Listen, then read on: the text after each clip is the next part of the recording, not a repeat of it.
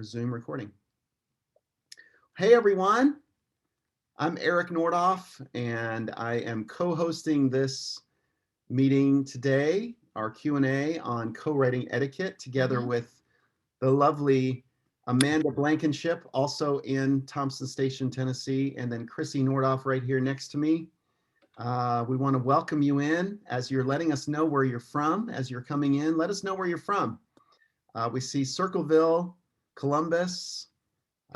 We have people from the UK, Franklin, Tennessee, Spring Hill, Alabama, Germany, Ireland, San Jose, Ireland, Kent in the UK, Canada, Michigan, Ontario's in the house, Kansas City. San Jose, all over. Yeah. All over the place. This is great. This is so much fun. Ventura, California. Welcome in, guys. This is a meeting style, so we'll open it up for Q&A here in a little bit. If you could all mute yourselves as you come in, that would be great. I'll sort of control the sort of the muting and the unmuting of things as we go. But if everybody could mute, Atlanta, Georgia, that'd be great. Let us know where you're from as you come in, okay, guys? I'm gonna let you guys take it away, okay? But I think we should start. India is here. Yes, Joey is here from India. Right. I'm gonna let you guys watch we're gonna start it off as we should with a little funny. Okay, so how many of you guys have seen our little co-writing no-nos? We're gonna play that for you. Hopefully you can hear it as well. So here we go. These are some co-writing no-nos. So I just did all the calculations for splits and I counted words. And according to my calculations, I have 80% of the song and you wrote 20%. So the split will, I think, should be 80-20. Does that sound right to you? You do that one again, that thing that you were playing in D from the chorus. Okay, the first part? Yeah. I really love that. I'm getting this phone call. I've been waiting for it for like a week. Oh. It'll only take me like 30 minutes. I'll be right back. 30 Do you mind? I'll be right back. 30 minutes. So I was kind of thinking something like, make way through the water, walk me through the fire, do what you are famous for. How's that feel? Like, do you like that? Or No, weak. You got a better one. Dated.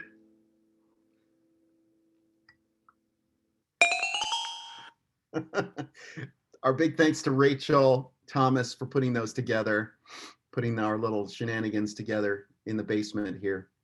That was fun. All right, Krissy, take it away. Okay. Well, it looks like several of you have co-written, several of you haven't, or maybe have only Oops, go ahead. Written a couple times. Yeah, we're about to do another skit right now. But anyways, keeping that in mind, I just was thinking about this yesterday, so I want to share this. But really, co-writing in itself is an art form, and if you've never co-written before, it might feel awkward when you're trying to figure it out. And so the more, tips and information we can give you as you're walking in, I think it'll just help.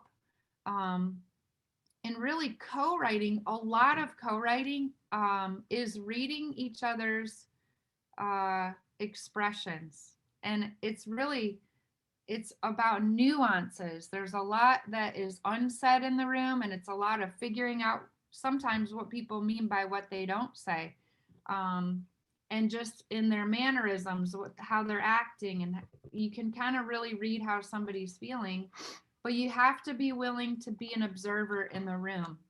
And so, of course, as we're going in, we go with our hearts first, our relationship with God. But honor is something that's really important to the co-writing room. Honor. And that is not those things that you just saw on those co-write videos, right? It's giving other people your attention, really actually listening, not talking over people, honoring your time with someone. If you set aside 3 hours, you make sure you give them that 3 hours. It is integrity, having integrity in the room. And even if you don't use what somebody suggests, you honor the suggestion. You honor the suggestion. You're honoring their heart. And that's what's most important, is learning how to honor their heart. So today we wanted to give you some easy ways to do that. So I'm going to go through our co-write tips, and Amanda's going to share some stuff too. Amanda's taught our mentorship many times. More than anyone else. More than anyone else. And she, Amanda, runs the membership program that we have, which happens after the mentorship.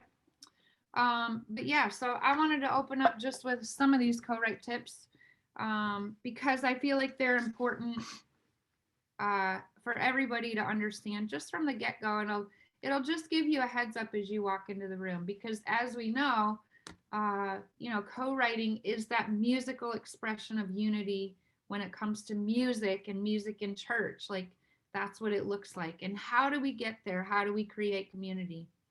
Well, here's what you do.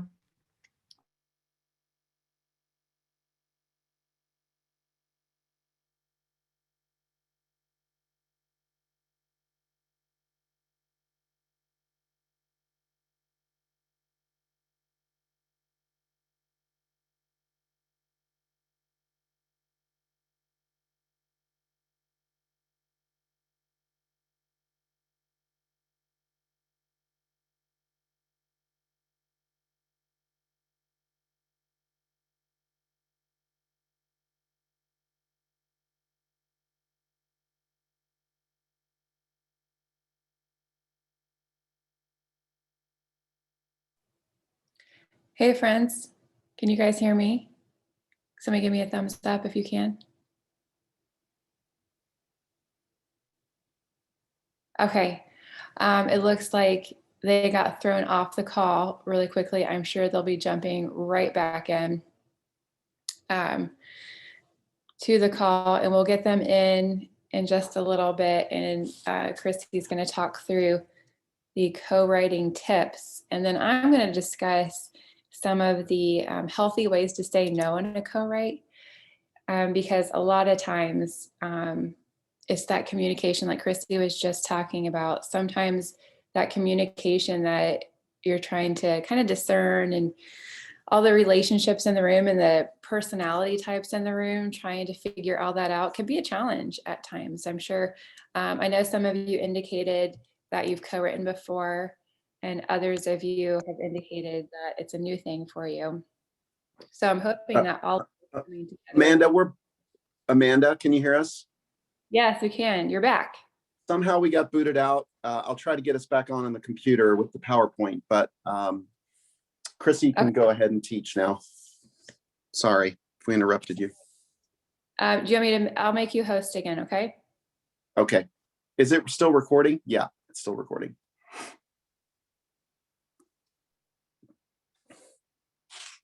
It keeps kicking me off too, Meg said. Go ahead, Krissy. All right. Well, we'll go through and and we'll record so that hopefully everybody will have a good recording of this so they can watch the whole thing if they get kicked off. So, okay. So one thing that was a big deal for me when I first started co-writing was walking in the room feeling like I had to carry everything.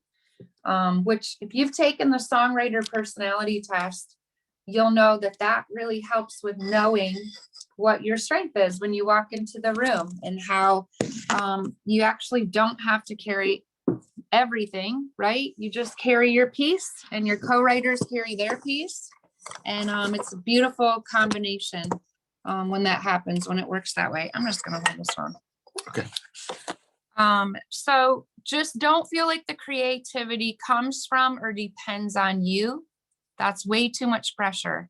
All creativity comes from the creator, and your job is simply to listen in the room. So don't walk in feeling like you have to carry the melody, and you have to carry the lyric, and you have to carry the chords, and you have to know what all of those things are. You don't have to know what all those things are. You just carry your heart and let God work through you the way he made you when you walk in that room. Having male and female or different types of combinations are really great to have diversity, to bring different perspectives into the room. As much diversity as we can get, I think the better, because we get a clearer picture of God's view that way. Be gracefully true to yourself. You deliver your feelings, but you do it in a kind and generous way. And that means you're thinking of others, you're honoring them again with your words, through how you say things. And Amanda's going to talk just a little bit more about this. But like you heard in the co-writing No-Nos video, if someone simply says the word no, a lot of times that'll shut the room down, and it's hard to get the room back. So just really be careful in how you're wording things, but yet at the same time, you want to be true to yourself.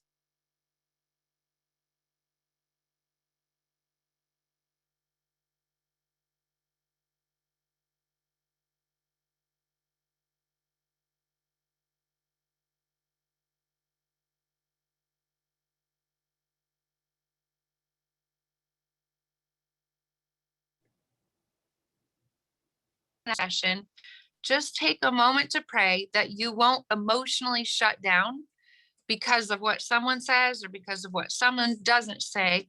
We want to hear affirmation, and when we throw things out, we're expecting to hopefully get that back.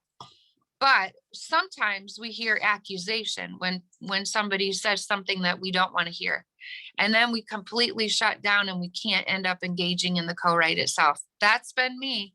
Honestly, there have been times where I threw out some things that I felt really confident about, and then it wasn't received well. Because of that, I shut down and I didn't say anything the rest of the co-write. And guess what? I didn't like the song we wrote because of that. So I've learned over time that if there's something that I say in a room that's not resonating with others in the room, I can grab that phrase or that lyric and tuck it away. Because the worst thing that can happen is you force yourself on someone else in a co-write. When you do that, when you're forceful with your will, everybody won't feel in sync on that song, no matter what else you try to do. And it's not a co-write anymore, really. Okay. So be authentically you. If you're not who you are in a co-writing session, you will never write the songs that God intended for you to write. So if God gave you an idea to steward and you walk in and it doesn't turn out the way that you liked it, ask for a rewrite, or you can always circle back around and talk to those writers, but make sure you're true to your own heart and what God put in you, in a kind way, right? Just understand that others might process information differently than you do, and neither way is wrong. You can even ask before the write begins how they like to process, and study that so that you make the best use of your time and their time. Fast processing doesn't necessarily mean better. I've been in writing situations where somebody worked so fast that I could barely get a word in edgewise. But over time, working with that person. Sorry.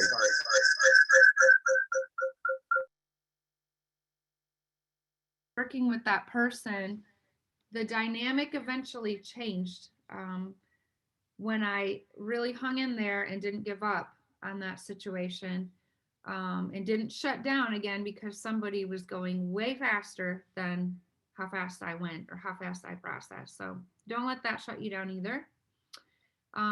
Persistence is the difference. So the people that have long-standing careers in songwriting have been told no thousands of times, and I can vouch for that myself. Even last week, I had a hard week. So that part of things might not ever go away, but persisting through, and even persisting through hard co-writes, you might have your first co-write or your first couple co-writes might not be the best experience. I just encourage you not to give up. Keep going and stay persistent through that. You will see breakthroughs. And I want you to hear me say that. You will see breakthroughs. Just keep going. And I know for me personally, it took a long time. So somehow I didn't give up. And this guy's part of the reason. But yeah, so I've been in this town for 26 years and have written a lot of songs with a lot of different people and a lot of co-writes and a lot of rejection, if I can say that. Tons of rejection. But just now, seeing later in the later years, seeing some of the fruit of that persistence. Relationship always trumps songs. You can always write another song, but you might not be able to fix a relationship. So don't fight over songs. Really, that's important. Hear me say that. You can always write another song. Don't have this terrible feeling that, oh my goodness, this might be the last song I ever write. I don't know if I'm going to get another idea. That's one way I think the enemy works to build fear in us so that we don't concentrate on what's truly in front of us, which is honoring each other, right? That's what we talked about before. Be generous with percentages. Please hear this. Assume you're splitting evenly no matter what you bring in. So if you're not willing to split whatever you bring in with your other co-writers, just don't bring it in. Write it on your own. Don't bring in a ginormous piece either. Really, that's not effective usually in a co-writing situation, because 9 times out of 10 when somebody brings in an almost complete song, they don't necessarily really want co-writers, they want feedback. So just be aware of that. And of course your co-writers want to feel like they're contributing. So don't bring in a large song that's nearly finished to a co-write. Don't put yourself in a compromising position. So make sure that you're dressed appropriately. Make sure you have boundaries. Make sure if you're married, your spouse knows where you are. And this comes into play a lot with female writers because they're kind of rare in the industry, especially on a professional level. So that's something I always am aware of, and making sure that my husband knows where I am, my publisher knows where I am and what I'm doing. Always cheer on your fellow songwriters. This is ginormous. Be quick to congratulate and celebrate them on their journey. Jealousy is the thief of joy, so you can crush a competitive spirit with a compliment. So if you start feeling your heart be jealous, make yourself say something beautiful instead. There's room for everybody, and I want you to hear that. There's room for everybody. It's not a poverty mentality when it comes to writing songs. Even though the industry might make you feel that way, the truth is there's lots of room for your song. So there's no need to elbow each other out or even to win the co-write. There's no reason to try to win a co-write. There's room for all of us at the table. The music industry is subjective, so don't let it dictate your dreams or decisions more than the voice of God. And in all honesty, I would have given up by now if I would have let the voice of the industry dictate what happened with my songwriting. And we laugh about the dream crusher in that video, but I had one in real life. I had a person that actually told Eric that they were the dream crusher and that they didn't like my songs. That was at a publishing company here in town. I remember it was 2002, 2003, and played her. We went through and played her maybe 6 of your songs, and she just was like tearing them apart. I'm glad Krissy wasn't in the room because I don't think you would have been able to. I cried stomach anyways. that. I cried when you told me what you told me, so it would have been worse. Yeah. But I think, I don't know, just trusting the voice of God and letting him be the most powerful voice in your life, no matter what anybody else says. That's what you got to do. Okay, if you have children, it doesn't mean that you give up on your dreams. You're just now a role model for how to follow them. And that was something that I learned too. So kept going after having kids, and they got to be a part of that journey with us, which was really beautiful. Sometimes the Holy Spirit will choose to speak through one main person in a room. And you got to be okay if that's not you. Let him move and let him speak, even if you're not the one to say it. And really important, you know, a lot of times I'll write with groups that come to town and they want to write for a specific worship project and all that. And we talk a lot about structure, and we'll talk a lot about style, and we'll talk a lot about, you know, format and how they want to write the song. But you know what sometimes gets forgotten? It's actually worshiping. And so while you're writing a worship song, make sure that you're actually worshiping, that it's birthed from a place of worship. Co-writing should be really fun. They won't all be fun. Just telling you that ahead of time. Don't panic if it's not. But eventually it should be fun, and make sure that you laugh. Yeah, I've been known to pull some pranks and things like that, and it's really throw chocolate. I throw chocolate a lot, things like that. We just do silly stuff for fun. If it gets stressful, then take a break, move to a different part of the song, go get a snack. My dear friend Tony Wood says that sometimes he finds lines in the bathroom.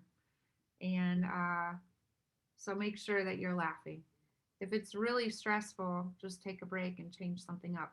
Another way that I've learned recently how to reset the room, and this is a probably last couple years thing I've been doing, is if we feel completely gridlocked, I'll say, let's just stop. Let's just worship for a little bit, guys. And a lot of times if we just worship, we'll get the peace that we needed if we just go straight to the Father. Or I'll pray. I'll say, guys, this feels like there's something weird in this room. Like, I don't feel settled. I don't feel like we can clearly hear from the Lord right now. Can we just pray? And if we pray, we've even had, you know, I've had rights where we've sort of had not necessarily arguments, but discussions about differing political viewpoints and all this stuff.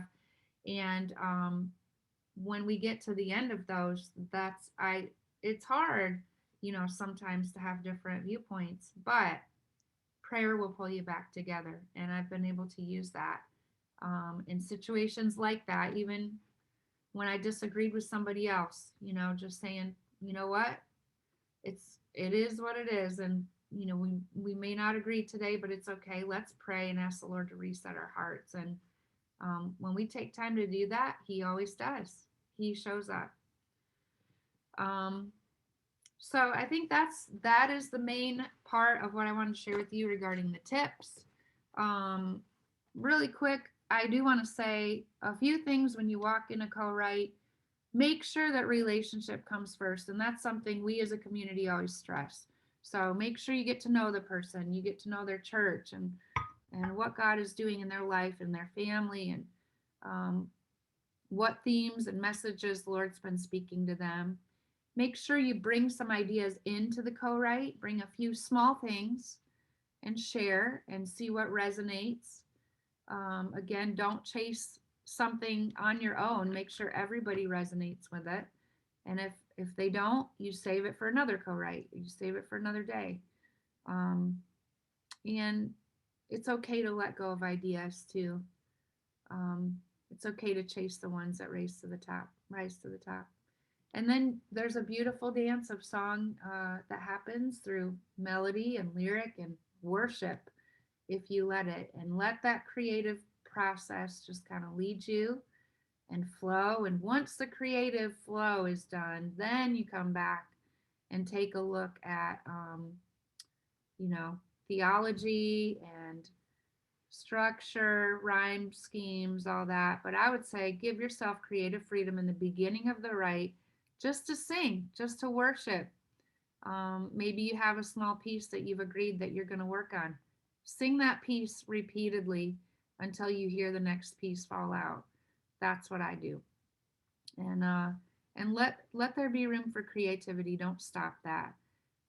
But once it stops on its own, then you can come in and kind of take a look at everything with a fine-tooth comb. So Amanda has some things. I know she was going to share just some frequently asked questions and some co-writing No-Nos, I guess, as well. Ways to phrase things. Ways to phrase things. Yes. So Amanda, you want to talk a little bit? Yeah, and I just want to encourage you guys too, while I'm sharing this, go ahead and start typing your questions into the chat box. If you have specific questions that you would like us to address, I see Karina's already put one in there, so it'd be a great time to go ahead and put those in. We want to get to as many as we can. So I'll just move through these quickly, and some of these might answer some of the questions that you have. So if you're in a co-write and you need to find a way to say maybe you don't agree with something or you don't like the direction or whatever, whenever we just say the word no, it kind of kills your creativity in a room. So these are all ways that Krissy's developed, and just with her experience of how to say no without killing their creativity in the room. And you don't want somebody to shut down. So some things you could say is, I don't know if that's in the language of the song, as opposed to just saying, no, I don't like that idea. Or let's write that down, because oftentimes when we write it down and see it, that can change perspective, not just for you, but for them. Let's stop writing, worship, and listen. Sometimes you just need a break. You're working too hard on something, you need to stop for a moment. Worship for a while and get back into it, and really that can be the part that the song starts to really come together too. That sounds more like a hymn lyric or a pop song. So if you're writing something congregational and just worship style, you want to stick, it kind of goes with the language of the song at the top that Tony would suggest. A good way to say that is not by just telling them no, that doesn't work, but maybe it's just not the right language. Let me think about that. This is good too for those who are the internal processors, just to be transparent and say, hey, I need to think about that for a minute, but it also makes the other person think about what they've just suggested. And so that can be a good way to just really think about what all's been thrown out for ideas on that song. And you might realize it does work, or they might realize it doesn't, but it's just a healthy way to do that. The phrase, maybe that's a bridge. I mean, goodness, this happens all the time, and structure writers are really aware of this, is that writing a song can be puzzle piecing at a time. And so just because you're working on the chorus at the moment doesn't mean that you might not be, like, you might be writing the bridge really, and you just don't know it, or you might be writing a different part of the song. If they throw a suggestion out there that doesn't fit where you're at, maybe it's another part of the song is basically this suggestion. So you can throw it at the bottom of that Word doc and come back to it. It might still fit in the song. And then I'm not sure that connects with me. This is kind of important if you're the one driving the song. If this is, you're a worship leader and you're writing for your church and it's specific to that, then you have a responsibility to steward that responsibility and say whether that connects with you or not. Maybe you're the artist that, but this one doesn't work if you are serving another church or you are serving another artist or someone else in the right. You want to make sure that you are serving them. So it depends on the scenario with this one. We want to always be serving, but we also want to steward what we're responsible for. So it's just being honest, communicating clearly. Sing it for me. Sometimes people just throw suggestions out without really singing it with the melody to see if it fits. So this is a good way for them to check that and see if it actually fits. A good way to say, hey, maybe that doesn't fit, without actually saying maybe that doesn't fit.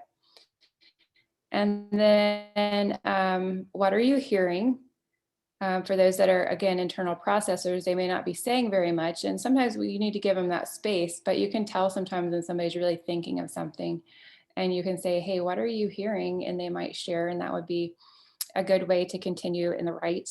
I wonder if we can beat that. This one's really good, because instead of saying, hey, what you just suggested is weak. Remember Eric's little thing where he said, no, weak. It's so funny. But saying, I wonder if we can beat that is not, you're not disregarding what they've just suggested. You're just saying, hey, I like the direction we're going with that. I think we can make that even better. We could beat that. So it's a good, really kind way of fighting for the best lyric or melody there. And then lastly, do you think that is still congregational? That's helping somebody see, are we talking about us and we? Is this something we could all sing together? Is the melody fitting what everyone could sing without just saying what you suggested that's not right, that won't work. Again, these are all amazing ways that Krissy has put together for us to just know healthy ways to have that conversation. Great, Amanda. That's really good. Krissy, so we're starting to see some questions in the chat. Krissy, do you want to talk about this one? This is a question from Karina. Okay. Regarding splits and bringing a nearly finished song, would you say that might look different if, say, I have a melody and most of the lyrics, or the lyrics and most of the melody, but I need someone who is more skilled than me to arrange the song and elevate the chord progression? Would that be an okay scenario to bring a big piece to the right? I'd still want to split that evenly, so percentages wouldn't be an issue for me. Just asking from an etiquette perspective. Mm-hmm. I think, yeah, it does depend on the situation, probably. Like if you're mainly a lyricist and you have a complete lyric and you send that off to someone to write a melody, yes, that's a different scenario. I guess what I'm really talking about is when you're actually in the room or in a Zoom together with other people that are all coming together to write a song that day. And just so you know, arrangers, that would be probably somebody you could pay to have the song arranged, but you don't necessarily I don't always have them in the room writing with me. Sometimes they are just the second step in the process if they're not in the room with me, if that makes sense. So we may pay an arranger. That's pretty typical in the industry. A song gets completed and then they'll send it to the arranger, who they separately pay then to arrange the song. Mm-hmm. If and that it's a makes one-time fee. It's not a royalty-based Right. thing, not a copyright issue at that point. But if they're part of the right, then it's different. So yeah, you're right, Karina. There are different situations, and I think that's fine if you're sharing. If you can't pay them, for instance, maybe you do share some of the ownership of the song with them. That's acceptable, also. Yes. So similar to Karina's question, Debbie says, I do most of my co-writing online and often by email or text back and forth. I sometimes send an almost complete lyric to someone whose strengths are in melody arrangement, see if they'd like to jump in with their gifts. I usually add something about the lyrics not being set or being tweakable. Is this considered acceptable etiquette? Yes, that's totally fine. Yep, that's a different scenario. You guys are right. Good questions. Okay, so Nick said, how do you make space to worship on Zoom? Any tips? It is harder on Zoom, but one person at a time, right? I would say one thing I've had to learn through COVID, normally I don't play necessarily in the co-writes, but I have to play piano for myself when I'm home on a Zoom call so I can express how I'm feeling. So it'd have to be one person at a time, but still giving space, I think, is really important.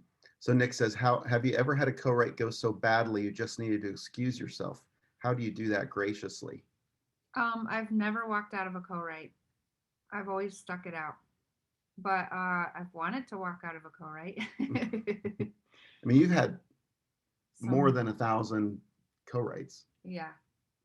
So you wanted to. So you don't excuse yourself.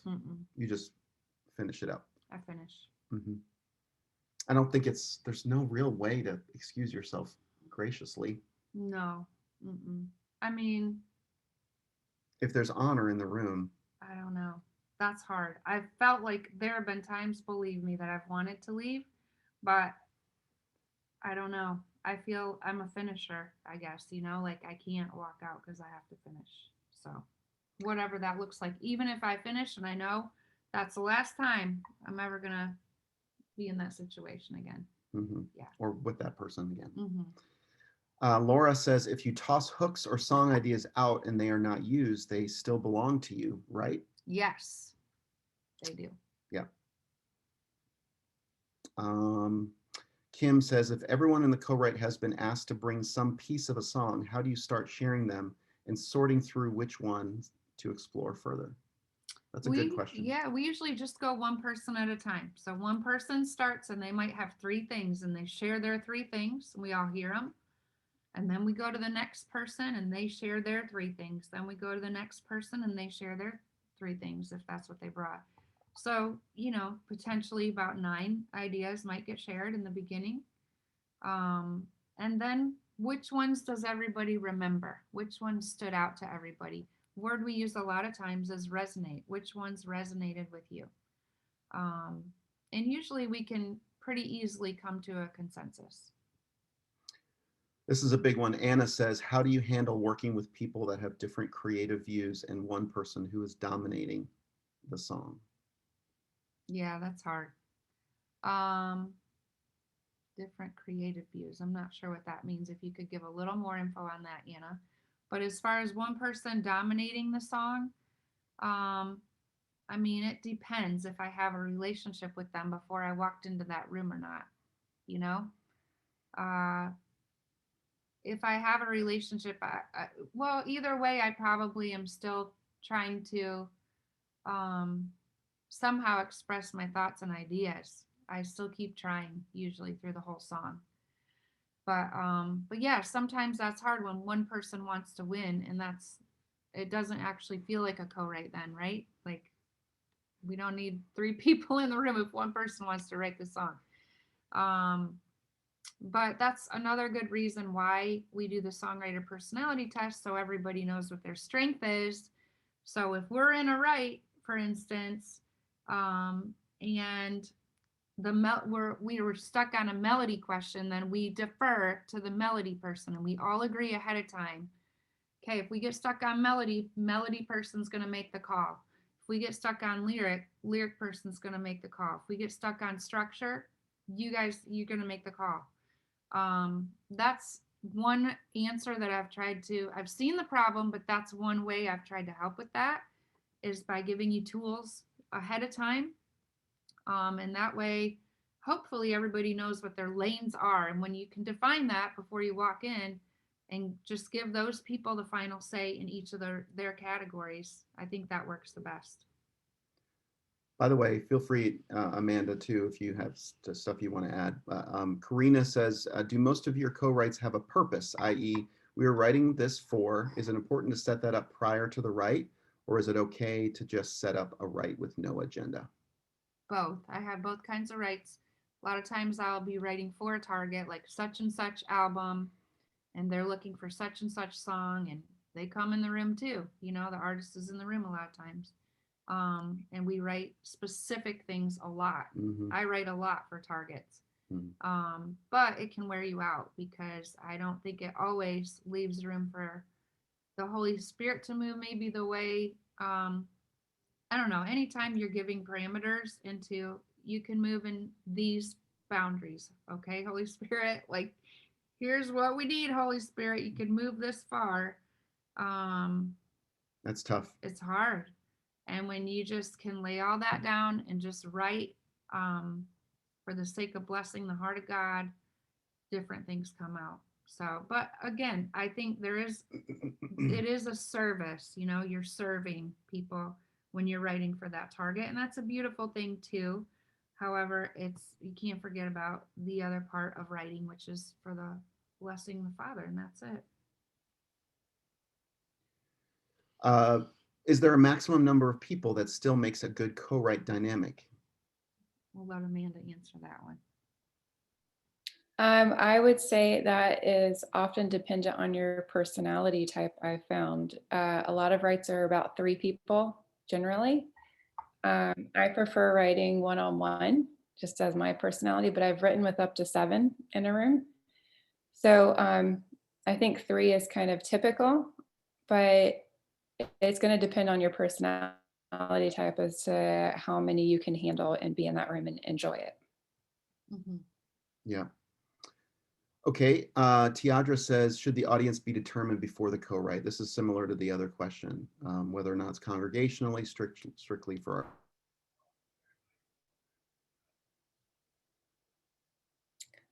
our... Looks like, are you guys still there, Krissy and Eric? No worries. We are still here. At your back. This is why we... Yeah, let her answer that one. Go ahead, Amanda. Okay, so if the audience Yes, most of the time I would determine that. Sometimes I write it at the top even, just so you know what you're writing for. There's always space for just getting together with your friends and writing creatively and seeing what happens and letting the song like just chase the song and see where it goes.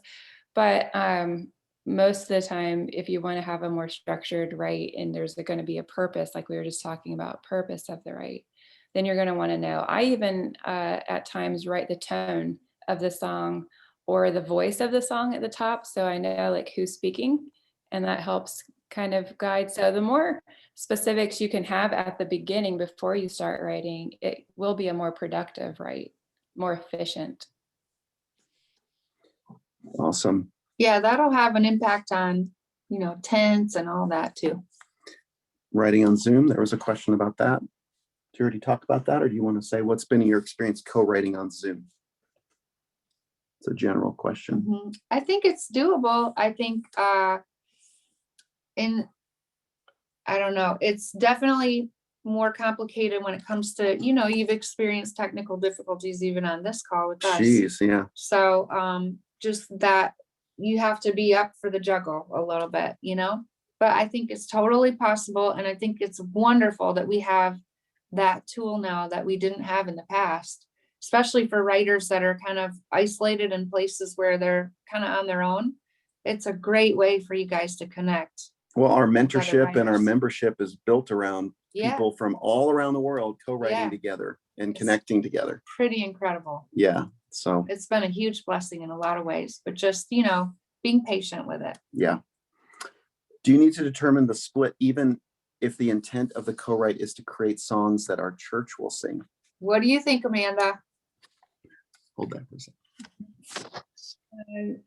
We always split evenly in this community.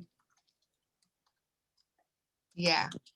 So I'd say definitely, yes, I agree. Ahead of time, you just walk in knowing you need a split. And even if it's for a church, because you never know what's going to happen later with the song. That needs to be determined. Okay, how do you smoothly bring new people into the group, or how do we smoothly open the group to grow it? Which group are you talking about, Leah? Is that your co-writing community? If so, I would highly recommend the mentorship program that we do, and some of the resources that we have. That's what we have tool-wise to help you grow a co-writing community in a healthy way, where we start from the heart and grow from there. What are some good ways to begin finding co-writers, Amanda? Oh, I think in our writing workshop community group is a great place to get started. We have a Facebook group that you could type in there, hey, I'm looking for a co-writer. And even if you've taken Krissy's personality test, it's a good way to say, hey, I'm this kind of writer and I work well with these kind of writers, or I need this for this song. That would be one way right there to find some co-writers. Yeah. Yeah, I think that's something that our heart is for you, Joseph. We're wanting to help you find co-writers. Okay, co-writing is hard in different time zones. Any tips on that? Amanda, you've set a lot of those up around the world, right? Yeah, and it's just, you find you have to just work together. There's really no other good answer on that, Joey, other than to say you have to work with what time works best for you guys. So like even today we did this call at 11 so that our UK friends could join us that are in our community group, and it's a time zone that works for those behind us, those in front of us. So you just pick a time that is going to be the most available to everybody. It can be difficult, but it's also very rewarding to get to write, with somebody across the world from you. Yeah. Okay, Nydia, is it okay to walk out for a 10-minute break and return? I would say that's fine. I mean, really the shorter the better. Just run to the restroom or run and grab snacks, or, you know, the longer that you're gone, the more awkward it gets for the other writers in the room. So that makes it, yeah, challenging, and they don't know what to do while you're gone, and, you know, kind of leaves them in an awkward spot. Just let them know, just tell them where you're going, tell them what you're doing and when you'll be back before you leave. Just say, hey, I'm going to run to the restroom, couple minutes, I'll be right back. I do that all the time. I announce before I leave the room. Make an announcement. Hey guys, I have an announcement. I have to take this phone call from my daughter's teacher. I'll be right back. So, but 30 minutes, that's awkward. Don't do that. Or don't give any time at all and then be gone for 30 minutes. That's right. really weird. That's happened before. Is there an app that helps you figure out the notes of the melody you are singing? I don't know of one, Amanda, do you? I mean, I think I don't know a lot about that, but I do know like notes you're singing or playing, because there's like MIDI for keyboards, but somebody else might know the answer to this even in this group. So if you know the answer to that, please chat it in. I don't specifically use one. It's called Score Cloud. It's an app, and you can actually sing into your phone, and it will like chart it in front of you. Ooh, cool. There you go.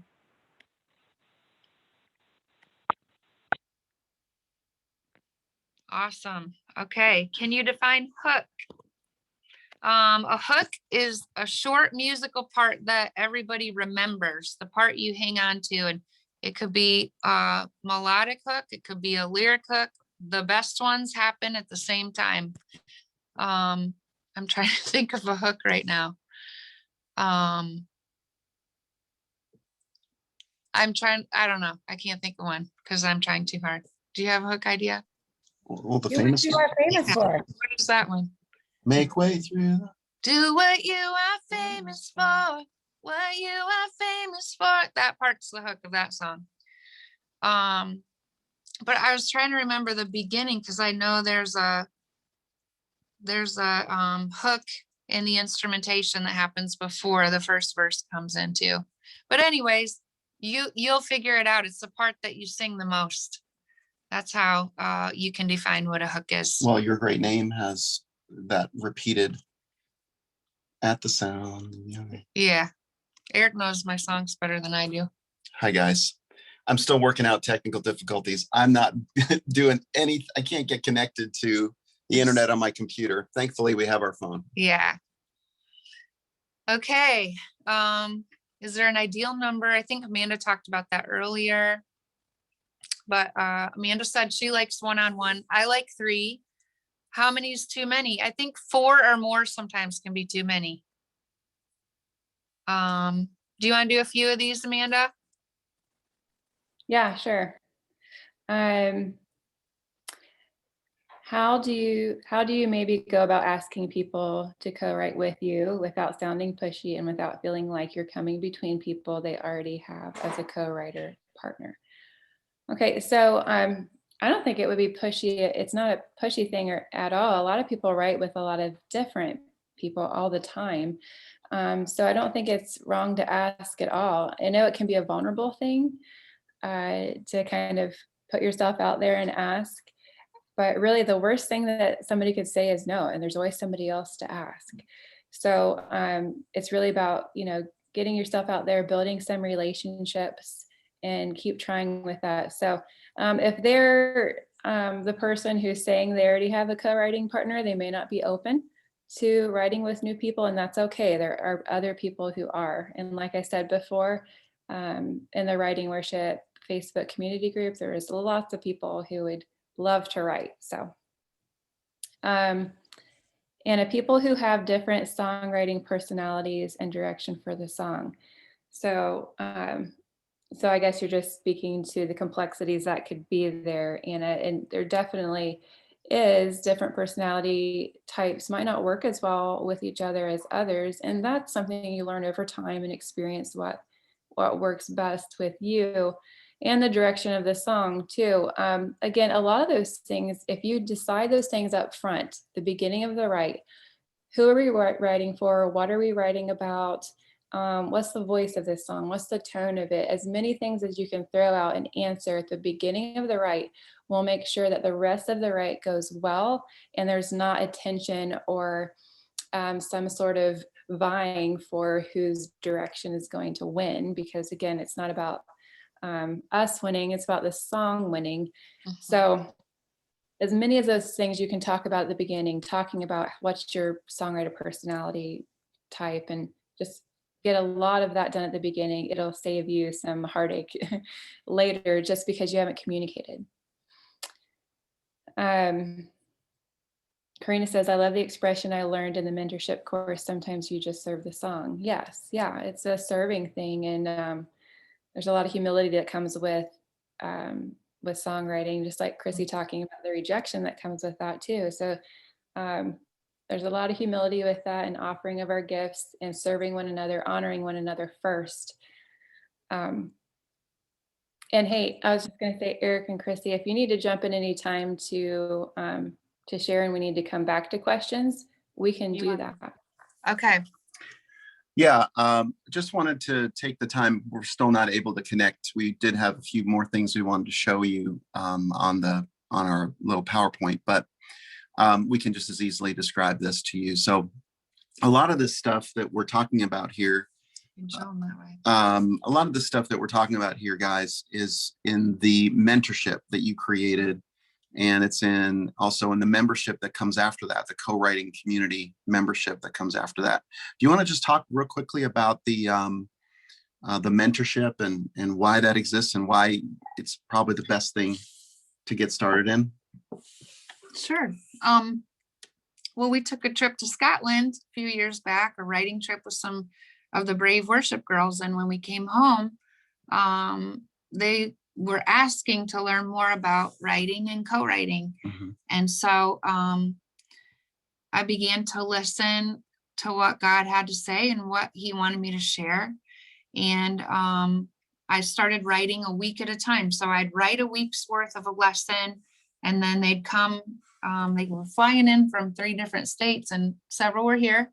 And we went through 8 weeks together of building a foundation from the heart up, just teaching about co-writing, learning about writing, learning about community, learning about purpose, learning about the skills. So it's the heart first, but then we add the skills and the community and the purpose, and then we put it all into practice. And so it was really the foundation for what turned into the mentorship program, which is online now.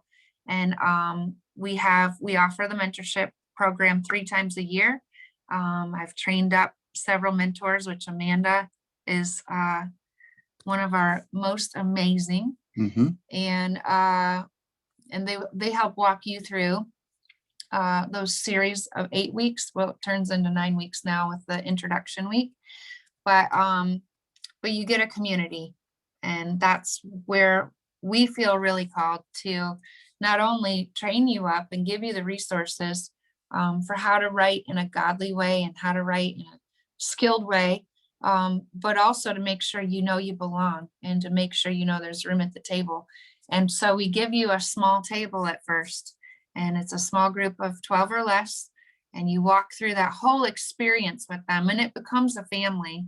And at the end, then if you'd like to join our membership community, is that right? Co-writing membership. Co-writing membership. I'm getting my words mixed up. Then that's open to you as well. And it's an ongoing then community for you to grow in your songwriting. Mm-hmm. Yeah, so that's kind of the gist of it. It's online on a teachable course. So you watch the videos at home that I teach. I go through several things. Each session has 4 parts. And then you come together on Zoom calls. Mm-hmm. And have that discussion, have a time of, really processing what was in the video. And then you're sent home with things to do, and including we assign co-writes for you. So it's a really great way to plug people in and to get people started. Yeah. So actually there's a current mentorship group, a bunch of mentorships happening right now. We have up to 6 mentors that could lead small groups of no more than 12. So it's more of an intimate community, and people really get to know each other, and they usually find that at the end they want to keep writing together and they want to stay connected. And that's wonderful. That's a successful journey. So the mentorship is a great way to kind of get involved in that. You can apply anytime. So you can apply now. You just do that at writingworship.co, writingworship.co. There's an apply for the mentorship button there, and you just do that. It shouldn't take you very long. You just upload a song of yours that you've written. It can just be a song you've written on your phone or whatever. It doesn't have to be anything fancy. You don't need to impress us with it. It just shows that you're engaged and you want to actively work on your songwriting, because it is a 9-week commitment. So it's more of an intensive type time. So that's the mentorship. You can only be led into the co-writing community after you have the foundation of the mentorship. I think that's really a wise thing that you guys decided to do. And then, of course, there's always those courses that you can take, the song admin course and everything. All that's available at writingworship.co. You can get the book through there. There's a digital copy of the book you can get. And then you can also just join the community on Facebook. It's a really active community. We're engaged there. People are finding and meeting each other there all the time and share your songs. I kind of want to be the chief championer of your songs and your music as it grows. So we want to help you go from a newbie songwriter all the way to releasing your own songs and your own music and seeing that even possibly get published, etc. That's the journey that I want to help you on. So that's really all I wanted to say about that, guys, related to the mentorship. I did want to see if there were some questions. We're right at the top of the hour. We totally have lost internet on our computer, but if there are any other questions that we missed, we want to definitely make sure we cover those and answer those here. So Yeah. not sure. Go ahead, Amanda. Do we want to pick up where we left off on questions, or? Yeah. Sure. Yeah. And if people need to skedaddle and head off, you can as well. Yeah. If you want to stick around because your question didn't get answered yet, please stick around. If not, like I said, go to writingworship.co and you can find out a lot more information. But I think we left off with Monica Matthews. She said, if this was addressed, I missed it. Is there etiquette as to name, list, order on the publishing co-writing info? And what we suggest is always just going alphabetical with that.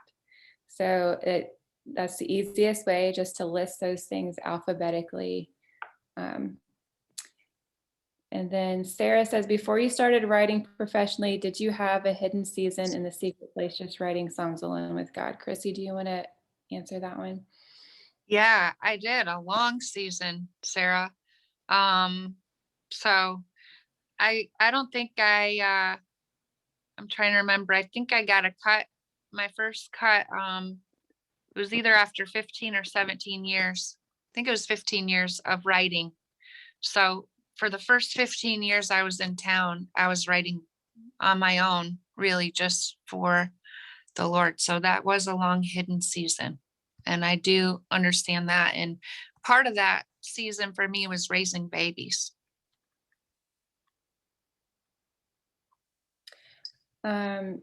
Christy said, as a church plant, I am hoping to lead our worship team in songwriting. I am the only one on our team of 10 who has written before. Are there any best practices for songwriting with a group who's totally new to it? I would recommend, Christy, if you haven't gotten the Writing Worship book yet, this is it. This is an easy first step for worship teams. We have a free leaders guide at writingworship.co. So if you wanted to kind kind of set a foundation and make sure everyone's on the same page, I think that's a really healthy way to do it. And you can walk them through that as a team. That way everybody kind of knows what to expect and it goes through in some more detail. Or you can have your whole entire team join the mentorship. We can do that too.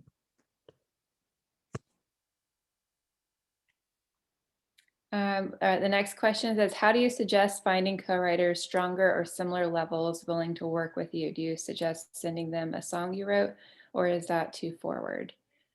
Well, I will just share like what I do. I normally just reach out to people and say, hey, would you like to write? If I know that they're a songwriter, and just start a conversation kind of in a basic way like that. Most of the time, songwriters are willing to write with other people. Krissy, I don't know if you have any other suggestions there. Yeah, I think a lot of it again is relationship based, so it can be too forward to send a song. Start with a coffee. It's a much easier transition. Meg says, how do you handle being asked to write with someone you feel in advance might not be an easy fit, maybe based on songs of theirs you've already heard? That's tough. I've definitely been in that situation too. I think maybe being honest with them that in a kind way again, but somehow being honest with them that that it's probably not going to fit into what you're currently doing. You just need to find a way to say that. And you can even say, I'm just not sure it's the best fit. You can say something like that. And then Meg And of also course asked, you have, yeah. Go ahead. I was just gonna say, you know, at this point in time, I have a publisher who really helps sort out who I need to write with and don't write with, you know, so so that helps, even having somebody to help you with that. If you happen to be in a situation where you have someone helping with your schedule. Yeah, and then Meg also asked, what's your favorite way to go back and finish a song if it's not finished in the first block of time you've set up? I'd say probably text, really, for me. It just seems like it's the easiest and everybody sees it. It's quick. If it's gonna be quick, then I do text. If it's gonna be longer, we'll just set up another write. So. Yeah, just make sure you set that up before you end the first one. That's good, Amanda. And then Joy, how long do you usually have a Zoom co-write? Do you often reconvene to finish a bridge or verse, etc.? So similar to that, normally I schedule like 3-hour block of time to do a write. And then, yeah, sometimes you have to finish. Sometimes you don't get done in that time and you need to reschedule. And like I just said, try and reschedule or figure out how you're going to finish that before you end the first one. It just makes it easier than trying to reconnect later. Everybody's busy. I'm looking. Thanks for the hook comment, Nick. I appreciate that.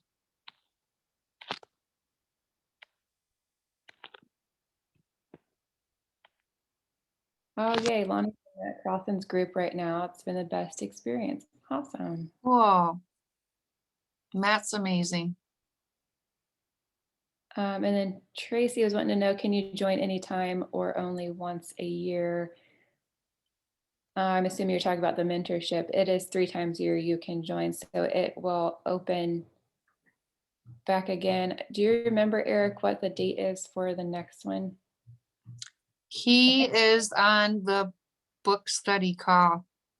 Oh yeah, I think it's in the summertime, the next mentorship program. I think I saw maybe May something was when I don't know. Yeah, I could be wrong. I think it is right at the beginning, towards like when summer break is for kids. So around May is when it will start, but you can join and sign up anytime before that, and you'll be put on a list.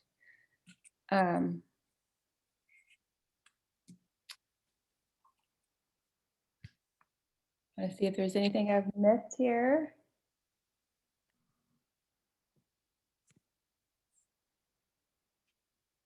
It is being recorded, Christopher, so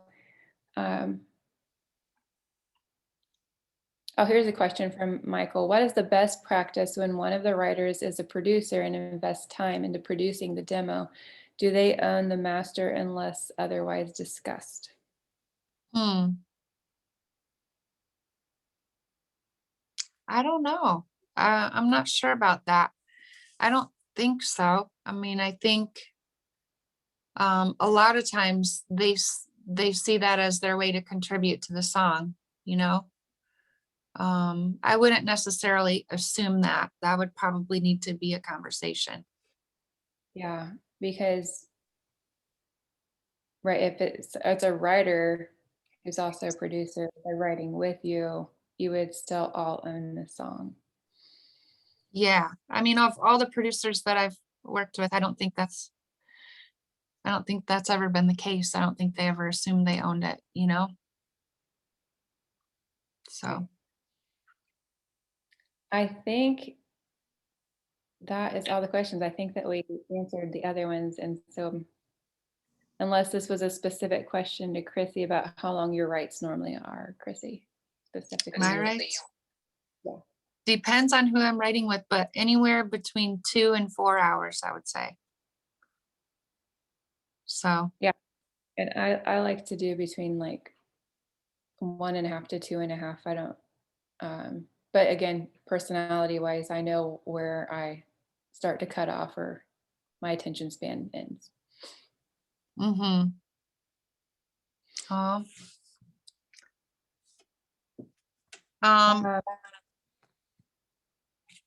see one more from Meg. Do you see that one? Yeah. Yeah, you want to answer that one? Yeah. I recently heard about making demos very plain on purpose, agree or disagree. That's an interesting one because I turn in, you know, a lot of songs to my publisher, and they will all say they can hear through, you know, songs. And of course, they say if it's a good song, you should be able to sing it acoustic, you should be able to sing it with a full production, and it'll sound good either way. And that's true. But I do find that production helps. When I turn in a song that's fully produced, usually I get a better response than a song that's not. So I actually think it helps.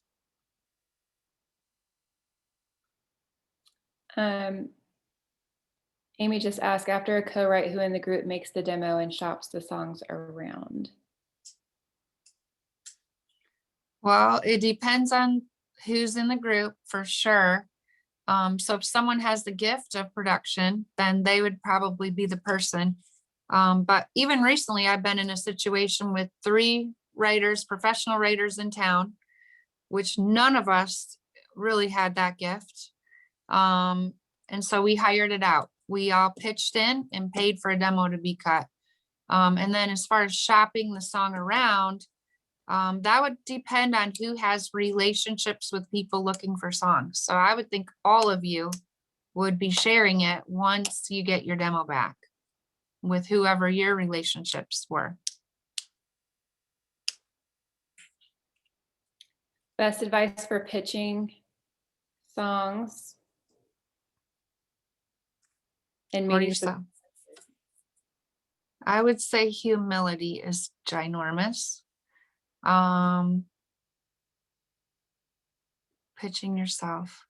Honesty, humility. Really, again, think about relationship, lead with relationship, and work on the relationship part of things first. The songs really are honestly secondary to who they want to be working with, you know? So yes, of course, they're not going to work with someone that doesn't have good songs, but they want to work with someone that has good songs and someone that they're going to enjoy working with. So make sure if you're pitching songs to publishers that your demos are as good as you can get them. You need some really good demos. If you come in organized, also have all your songs demoed out, have lyric sheets, have stats for your social media, so they know who's following you and where you're getting followers. All of that stuff matters. So. All right, guys, we're gonna do just 2 more here that I see, and we're gonna stop there for today. So the last 2 that I saw is I've been writing with some overseas people. How does the split sheet and copyright work? Do I need to join a European pro? I'm thinking that could be a great question for Holly. We need to ask Holly about that. I know for my stuff, the person that does my song admin here has contracts with the overseas PROs. So it would depend on who's doing your admin right now and if they had contracts with those PROs. And I'm not exactly sure, but yeah, we could definitely ask Holly that question.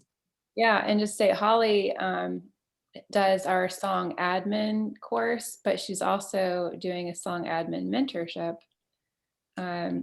So that'd be great resources for you guys with this, and to be able to spend more time with Holly, who knows the whole admin world so well. Yeah, she's made a huge difference in helping me. I'll say that. All right, last question. If you hire a producer and produce a demo as a work for hire and they alter the song a bit, do they share the rights to the song? You have to talk about that. You're going to have a conversation about that. Most of the time, no, but I have been in situations where, yes, I've been in situations even recently where the producer was actually given a writer's credit. And it was really just for production. So that's not typical. Normally, work for hire is just work for hire, but it depends on where it is that they alter, how much of an impact it has on the song, and really just what you feel like is the right thing in that case. So that you would have to talk about that. That's up for grabs. You have to have a conversation. Hard questions. Well, guys, thank you so much for joining us today. And again, if you want more information or to look at all the things that Krissy has developed for this writing community, you can go to writingworship.co and find out a lot about that there. Hope that most of your questions were answered today, and just really hoping that you're co-writing, whether you're just beginning or you've been doing it for a while, this will help you with navigating that world. Like Krissy said, it is an art form. Thank you, guys. And I know some of your names, and I just want to encourage you that I've heard some of your work and it's beautiful. So keep writing and be persistent about what God's called you to do. Don't let anybody's voice speak louder over your life than the voice of the Father. Amen. All right. Well, we will see you guys. Please reach out, stay connected with us, and happy writing. Bye. Bye.